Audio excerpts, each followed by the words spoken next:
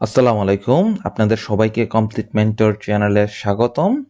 আপনারা সবাই কেমন আছেন? আশা করি সবাই ভালো আছেন। আমাদেরকে অনেকেই প্রশ্ন করে, আমরা যে ক্যানভা দিয়ে যে ডিজাইনগুলো করেছি, ওগুলো পরবর্তীতে যদি এডিট করার দরকার হয়, তাহলে সেটা কিভাবে এডিট করব? আমরা যখন ক্যানভা দিয়ে কোনো একটা ফাইল ডিজাইন করে যখন ডাউনলোড করি, ডাউনলোড করার পর কিন্তু ওটা জেপিজি অথবা পিএনজি অথবা পিডিএফ অথবা গিফ আকারে ডাউনলোড হয়। ওটা কিন্তু কোনো প্রকার এডিট করার কোনো অপশন নাই, তাই না? কিন্তু আমরা যখন ক্যানভাতে চলে আসব, ক্যানভা লিখে সার্চ করলাম, যখন আমরা ক্যানভার ফার্স্ট লিঙ্কটাতে আমরা ঢুকছি, এই দেখেন এখানে কিন্তু কোথাও কোনো প্রকার এডিট করার অপশনটি নেই। আমরা যে ডিজাইনগুলো করেছি সেই ডিজাইনগুলো কিন্তু কোথাও নাই এখানে, তাই না?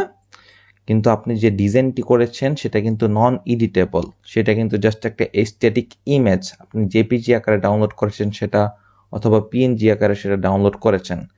আপনার যদি দরকার হয় বা আপনার ক্লায়েন্টের যদি কোনো রিকোয়ারমেন্ট থাকে আর একটু এডিট করে দেওয়ার, তখন আপনি সেই যে আগের করা ডিজাইনগুলো সেটা কোথায় খুঁজে পাবেন, তাই না? সেটা কিন্তু ক্যানভা থেকে আপনি খুঁজে পেতে পারবেন অতি সহজেই।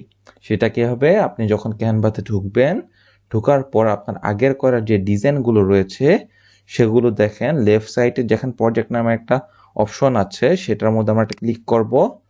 আমাদের দেখেন আগের করা যে সমস্ত ডিজাইনগুলো রয়েছে সবগুলো ডিজাইন কিন্তু এখানে চলে আসছে। এবং আমরা আমাদের ক্যানভাতে গ্রাফিক ডিজাইন করতে গিয়ে যে ছবিগুলো আপলোড করেছি সেই ছবিগুলো কিন্তু সবগুলো নিচে চলে আসবে। দেখেন সবগুলো কিন্তু এখানে চলে আসছে। এবং আপনাদের এখানে যদি অনেকগুলো ডিজাইন ফাইল চলে আসছে, কারোর যদি হয় যে 300 400 500-র মতন ডিজাইন ফাইল আছে, তখন আপনারা কিভাবে খুঁজে পেতে পারেন, তাই না? তখন কিন্তু আপনারা এখান থেকে ডেট মডিফাইড থেকে খুঁজে পেতে পারেন যে কতদিন আগের ডিজাইন আপনি চাচ্ছেন, বা লাস্ট ইয়ারের কোন ডিজাইন চাচ্ছেন, বা কোন ক্যাটাগরির ডিজাইন চাচ্ছেন। ঠিক আছে, ওইখান থেকে কিন্তু খুঁজে পেতে পারেন। বা আপনার সাথে যদি কেউ কোনো ডিজাইন শেয়ার করে থাকে, তার ডিজাইনগুলো কিন্তু আপনি এখান থেকে করতে পারবেন, দেখতে পারবেন। এরপর হচ্ছে আপনি এখান থেকে কিন্তু নিউ যে ডিজাইনগুলো করা হয়েছে, আমি যদি নিউস্ট এডিট দেই, সো দেখেন আমার নিউস্ট এডিটে কিন্তু এই ডিজাইনগুলো করা হয়েছে। যদি আমি ওল্ডেস্ট এডিট দেই, তাহলে দেখেন আমার এই ডিজাইনগুলোই করা হয়েছে। কারণটা কি? এটা হচ্ছে আমাদের রিসেন্ট এডিশন। দেখেন ওল্ডেস্ট ডিজাইনের মধ্যে দেখেন এই ডিজাইনগুলো করা হয়েছে। আর আমি যদি দিই নিউয়েস্ট এডিট, সো দেখেন নিউয়েস্ট এডিটের মধ্যে আমাদের এই ডিজাইনগুলো করা হয়েছে। আর যদি দিই আমাদের মোস্ট রিলেভেন্ট, তাহলে দেখেন এই ডিজাইনগুলো এখানে আছে। ওকে, আর যদি এখান থেকে আমরা ওল্ডেস্ট এডিটেড দিয়ে দেই, তাহলে কি আমাদের একদম আগের থেকে যে ডিজাইনগুলো করা হয়েছে সেগুলো এখানে চলে আসছে। ওকে, সো আপনার যদি এখন কোনো একটা ডিজাইন এডিট করার দরকার হয়, তাহলে সেটা কীভাবে এডিট করতে পারেন? তো মনে করেন আমি এই ডিজাইনটা এখন করেছি, এই ডিজাইনটা আমি এখন এডিট করতে চাচ্ছি, বা আমার ক্লায়েন্ট বলছে এই ডিজাইনের ব্যাকগ্রাউন্ড কালারটা একটু ডার্ক করে দিতে, সেটা কীভাবে করব? বা পুরো ডিজাইনটাই চেঞ্জ করতে বলতেছে, সেটা কীভাবে করব?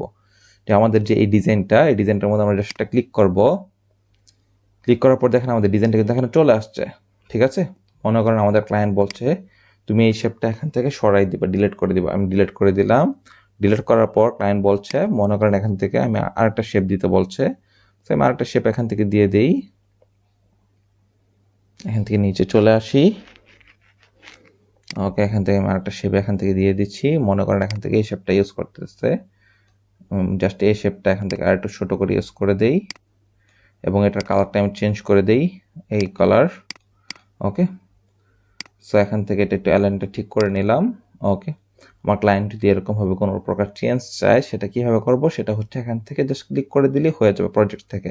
আবার এখানেও দেখেন প্রজেক্টটা অপশন আছে, এই প্রজেক্ট অপশনে ক্লিক করলে আমাদের সবগুলো ডিজাইন কি এখানে চলে আসবে। দেখেন এই ডিজাইনগুলো চাইলে আমরা একত্রে ফোল্ডার করে রাখতে পারি, বাট ফোল্ডার করার দরকার নাই। আপনি জাস্ট ক্লায়েন্ট বেসিসে ফোল্ডার করে রাখতে পারেন। মনে করেন আপনার ইন্ডিয়ান একটা ক্লায়েন্ট আছে, ওই ক্লায়েন্টের নাম দিয়ে একটা ফোল্ডার করে ফেলতে পারেন, ওই ইন্ডিয়ান ক্লায়েন্টের ডিজাইনগুলো। এরপর মনে করেন যে আপনার ইউনাইটেড স্টেটসের একটা ক্লায়েন্ট আছে, সেই ক্লায়েন্টের ডিজাইনগুলো ওনার নাম দিয়ে এখান থেকে ফোল্ডার করে ফেলতে পারেন। সেটা কি হবে? জাস্ট ফোল্ডারে ক্লিক করি, ফোল্ডার নেম দিয়ে দিই মনে করেন যে লারিফ। এখান থেকে জাস্ট কন্টিনিউ দিয়ে দিই। ওকে, ফোল্ডার হয়ে গেছে একটা লারিফ। সো এখানে দেখেন এখানে আমাদের আইটেম অ্যাড করতে হবে। সিলেক্ট ফাইলসে ক্লিক করে আমাদের ফাইলগুলো কিন্তু আমরা চাইলে অ্যাড করে ফেলতে পারি, যে আমাদের কী কী ফোল্ডারগুলো অ্যাড করতে হবে বা কী কী ডিজাইনগুলো এখান থেকে অ্যাড করতে হবে। মনে করেন আমি ডিজাইনটা অ্যাড করবো, আমি জাস্ট এখান থেকে ওপেন দিয়ে দিচ্ছি। সো দেখেন এখান থেকে কিন্তু ডিজাইনটা এখন হয়ে গেছে, ফোল্ডারের মধ্যে আমার ডিজাইনটা অ্যাড হয়ে গেছে। সো দেখেন লারি প্ল্যান্টের জন্য আমরা যে ডিজাইনগুলো করেছি সেগুলো কিন্তু এখানে অটোমেটিক্যালি আমরা আপলোড করে ফেলতে পারবো, ঠিক আছে। এখান থেকে যদি আমরা আবার আপলোড করতে চাই তাহলে আপলোড করে ফেলতে পারবো। আবার যদি এটার ভিতরে আরও একটা সাব ফোল্ডার তৈরি করতে চাই তাহলে আর একটা সাব ফোল্ডার তৈরি করতে পারবো, এবং এই ফোল্ডারটি যদি কারো কাছে শেয়ার করতে চাই তাহলে শেয়ারে ক্লিক করে আমি জাস্ট ওনার ইমেল অ্যাড্রেসটা দিয়ে শেয়ার করে ফেলতে পারবো। আমার যদি কোনো টিম মেম্বার থাকে ওনাদের কাছে শেয়ার করতে পারবো আমাদের ফোল্ডারটা যদি হয়। যেমন একটা জিনিস দেখাই দিই, মনে করেন আমাদের একটা টিম মেম্বার আছে,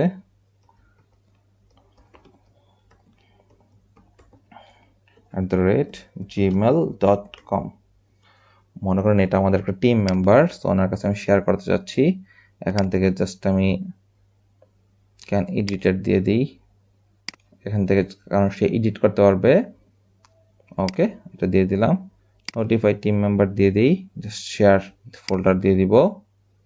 এই দেখেন ওই টিম মেম্বারের কাছে আমার ফোল্ডারটা শেয়ার হয়ে গিয়েছে। এভাবে চাইলে আমাদের কাজগুলো অন্য মানুষের কাছে শেয়ার করতে পারবো। এরপর এখান থেকে দেখেন কোনো প্রজেক্ট যদি এখান থেকে স্টার্ট করে রাখতে পারি তাহলে স্টার্টেড করে রাখতে পারবো। যেমন এখান থেকে যদি এটাকে ধরার পর মুভ টু এ ফোল্ডার, মনে করেন যে প্রজেক্টটা আমরা এই ডিজাইনটাকে আমরা ফোল্ডারের মধ্যে লারিবের যে ফোল্ডারটা বানিয়েছি ওই ফোল্ডারের মধ্যে নিতে চাচ্ছি, সেটা কি হবে, জাস্ট এখান থেকে 3 ডটে ক্লিক করব, ক্লিক করে মুভ টু ফোল্ডার। এখান থেকে একটু ওয়েট করি, এই যে লারিবের এই ফোল্ডারটা জাস্ট মুভ টু ফোল্ডার দিয়ে দিব।